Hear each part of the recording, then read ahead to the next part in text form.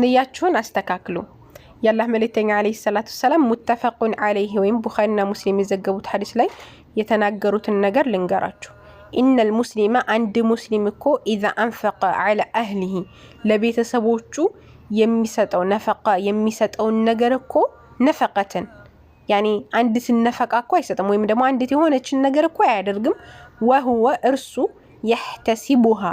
احتساب አድርጎ ንያውን አስተካክሎ ነፈቃን አይሰጥም እኮ كانت له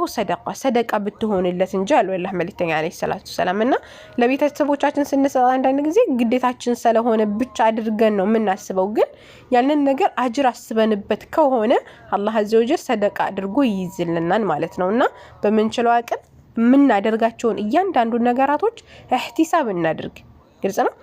ይሄ ንያችንን እናስተካክል አላህዬ ያንተን ፊት ፈልጌበት ነው ይሄን ያደረኩት የሚል እሳቤና ንያችንን ማስተካከል አለብን ስለዚህ ነፈቃ ስትሰጡ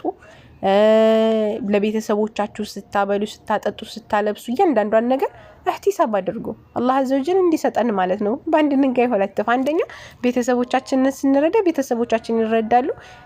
ይደሰታሉ እንደገና ደግሞ በነፍሰል ወቅት ደግሞ ምን ይሆነልና ሰደቃ ይሆነልና አላህ አዘወጀል ይጽፍልናል አጅር ምን እንዳድርጎ ማለት ነውና